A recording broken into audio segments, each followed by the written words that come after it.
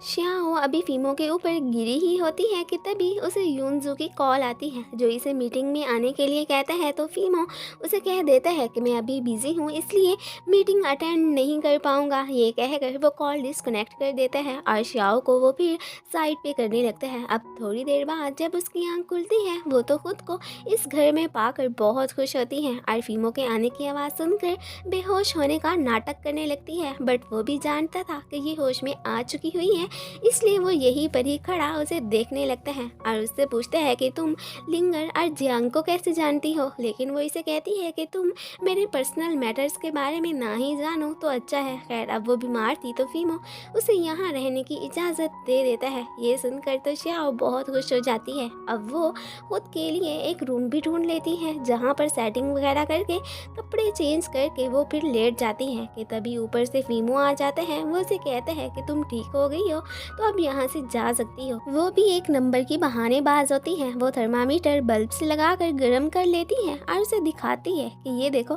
मुझे इतना फीवर है, मैं यहाँ से कैसे जा सकती हूँ। वो भी ये देखकर कहते हैं कि तुम्हें अगर इतना फीवर है तो अब तो तुम्हें इंजेक्शन लगाना पड़ेगा। अब इससे पहले कि वो इसे इंजेक्शन लगाता वो अब ठीक हो के उसके सामने बैठ जाती है। फीमो तो उसे कहते हैं कि मुझे पता है मॉम ने ही तुम्हें यहाँ भेजा है, इसलिए अब तुम यहाँ से निकलने की करो। बट वो भी उसे कहाँ हार मानने वाली थी। कहती है कि अगर तुम मुझे यहाँ से निकालोगे तो नेक्स्ट डे मॉम तुम्हारे पास कोई और लड़की भेज देंगी, इसलिए प्लीज़ तुम मुझे जॉब से ना निकालो, मैं तुम्हारे सारे काम भी कर दिया करूँगी। तो वो भी उसे बहुत सारी डिशेस बनाने का ऑर्डर दे देता है। अब वो सामान लेने जाती है कि उसे फिर भाई काई की कॉल आती है। श्याओ उसे गुड न्यूज़ देती है कि मैं बहुत जल्द ही अब पैसों का इंतज़ाम कर लूँगी और साथ में उससे ये भी मशवरा मांगती है कि अगर कभी तुम्हें वो डिशेस बनानी पड़े जो तुम्हें बनानी नहीं आती तो तुम क्या करोगे। वो तो उसे सिंपल सा कह देता है कि मैं तो ये सारी डिशेस बाय कर लूँगा। ये सुनकर तो श्याओ खुश हो जाती है। वो फिर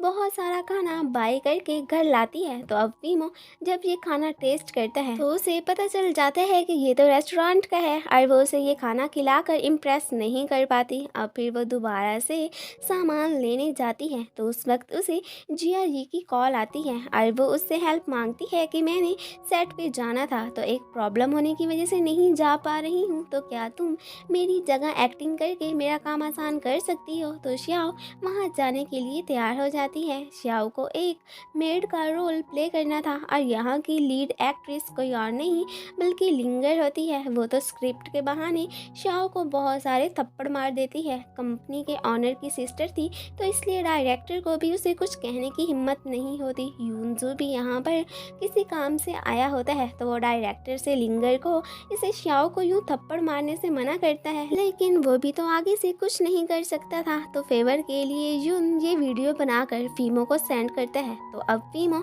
यून को ये सब स्टॉप कराने के लिए कहता है। तो अब ये फीमो का ऑर्डर था तो डायरेक्टर भी पैकअप करने का कह देता है। श्याओ भी इधर उधर देखकर अपना रुमाल नीचे फेंक देती है और जब लिंगर उस रुमाल पर पाँव रखती है तो तब वो उसे खींच लेती है और लिंगर मैडम सीधी जाके सोफा पर गिरती है। ये सीन फीमो भी देख रहा होता है तो वो स्माइल करने लगता है। फिर वो डायरेक्टर को कॉल करके इस लिंगर मैडम की जगह किसी और लड़की को फीमेल लीड बनाने को कहता है। लिंगर तो शूटिंग के बाद भी श्याओ को थप्पड़ मारने लगती है तो वो तो फिर आगे से उसका हाथ पकड़ लेती है। जाहिर है वो सेट पर काम की वजह से खामोश होकर उसके थप्पड़ खा गई थी। अब काम के बाद उसकी हिम्मत भी कैसे हुई थी उसे थप्पड़ मारने की। उसे भी पता था कि उसे आखिर आग किस बात की लगी हुई है, इसलिए वो इसे कहती है कि जब से तुम और जियांग रिलेशन में आए हो तब से मैंने उससे अपना रिश्ता तोड़ दिया है। अब तुम्हें खामखा मुझसे पंगे लेने की ज़रूरत नहीं है। यहाँ पर फिर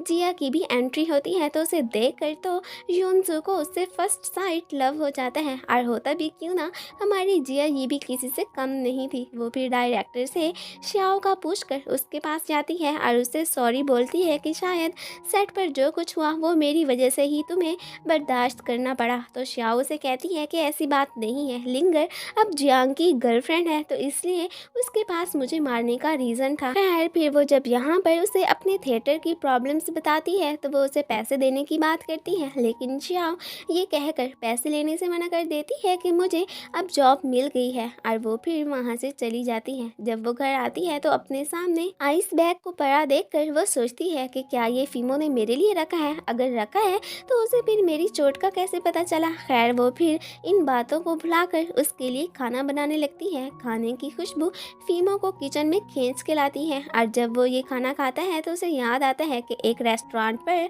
वो बिल्कुल ऐसा ही खाना खाया करता था। और फिर उसके पूछने पर शाओ उसे बताती है कि ये दरअसल खाना तो मुझे डैड ने बनाना सिखाया था। खैर फिर वो उसके हेयर स्टाइल करने के बहाने उसका बर्थ मार्क देखने की कोशिश करने लगता है तो वो उसे नज़र नहीं आता। वो फिर से शाओ से उसके इस बर्थ मार्क का पूछता है, लेकिन वो उसे कहती है कि मैंने तो आपको पहले भी बताया था कि मेरे शोल्डर पर कोई निशान नहीं है। तो ये सुनकर फीमो ये कहकर वहाँ से चला जाता है कि आखिर तुम वो लड़की क्यों नहीं हो जिसकी मुझे तलाश है। खैर नेक्स्ट डे फीमो से मिलने यूनसू भी आया होता है। यहाँ पर शाओ तो फीमो के ऊपर ड्रिंक भी गिरा देती है। ये देखकर यूनसू स्माइल करने लगता है। फिर वो ड्रेस चेंज करके आ जाता है और यहाँ पर वो उसे ट्रेटर से बचने के लिए कहता है कि उन्हें कहीं हमारी रिलेशन का पता ना चल जाए, इस तरह वो उसे भी नुकसान पहुंचा सकते हैं। और इनकी बातें शाओ भी सुन लेती है। खैर यहाँ से जाते हुए वो फीमो को कहता है कि अगर तुम इस लड़की से छुटकारा पाना चाहते हो तो इसे डराओ, फिर देखना इसकी दौड़ें कैसे लगती हैं। और साथ में उसे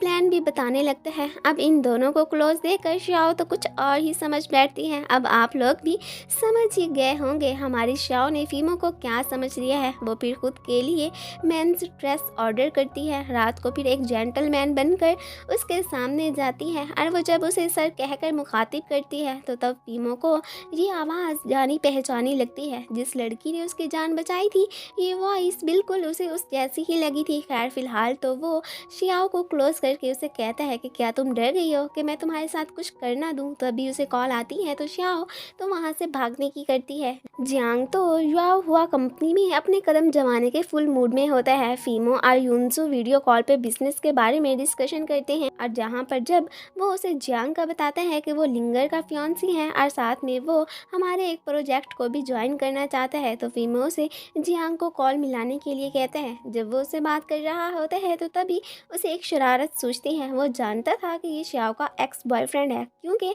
वो उन्हें सीसीटीवी कैमरा में देख चुका था और इनकी बातें भी सुन चुका था, इसलिए वो इसे जेलिस फील कराने के लिए शियाओ को अपने पास आने को कहता है और जानबूझकर उसे अपनी क्लोज करके कैमरा ऑफ कर देता है। अब इन्हें क्लोज देखकर तो जियांग का तो जेलिसी के मारे बुरा हाल हो जाता है। वो फिर एनिंग कंपनी के एक एम्प्लॉय लिन को अपनी साइड पे करके उसे फीमो के घर मौजूद लड़की के और फीमो के रिलेशन का पता कराने को कहता है। अब लिन यूनसू से कहता है कि मुझे सर फीमो से अर्जेंटली साइन करवाने हैं तो मैं वहाँ जा रहा हूँ। तो यून भी उसे कॉल करके लिन के वहाँ आने का बता देता है। अब इन्हें भी पता चल चुका था कि मिस्टर लिन ही उनकी कंपनी का ट्रेटर है। खैर फिर यून को एक पर्सन की कॉल आती है और इसने उसे जिन का सारा पता कराने को कहा था और वो इसे जियाजी की सारी इंफॉर्मेशन दे देता है। अब लिन की तो रास्ते में शियाओ से मुलाकात हो जाती है। वो इसके पूछने पर उसे बताती है कि मैं फीमो की नर्स हूँ। खैर फिर वो उसे घर लेकर जाने लगती है।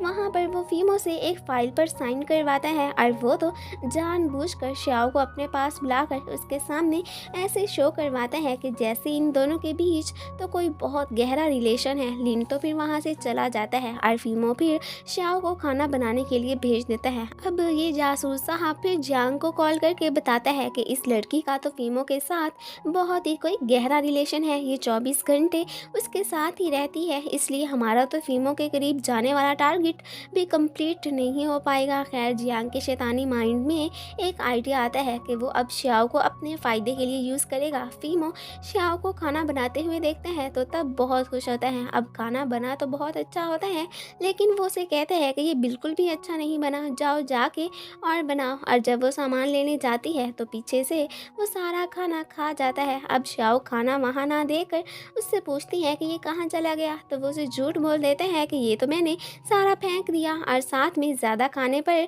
उसकी कंडीशन भी ख़राब हुई बैठी होती है। बाद में मिसिस चंग जब उसे कॉल करती हैं तो तब शियाओ वो कॉल अटेंड करती है। अब यहाँ पर उसे लगता है कि शायद ये फीमो की गर्लफ्रेंड है तो वो फिर उन्हें कहने लगती है कि आपने भी पता नहीं क्या सोचकर इसे अपना बॉयफ्रेंड बनाया था, ये तो कोई बहुत ही खड़ूस है। और साथ में वो इसकी और भी खूब बुराइयां करती हैं। वो भी आगे से सुनती रहती हैं और ये नहीं कहती कि मैं तो उसकी मॉम हूँ। खैर शियाओ जब उनसे बात करके हटती है तो वो देखती है कि फीमो तो उसकी सारी सारी बातें सुन चुका होता है और वो उसे प्राइवेसीज में दखल देने पर उस पर गुस्सा करने लगता है और साथ में वो तो उसे वहाँ से जाने के लिए भी कह देता है। फिर वो भी तो वहाँ से नहीं जाने वाली थी, इसलिए अपने डिफेंस में वो उसे एप्पल दे मारती है। वो पहले ही पेन की वजह से शल खड़ा था, ये लगने से वो तो सोफे पर जा गिरता है। श्याओ से परेशान होकर देखने लगती है और इसी के साथ ही ये पार्ट ख़त्म हो जाता है। Thanks for watching.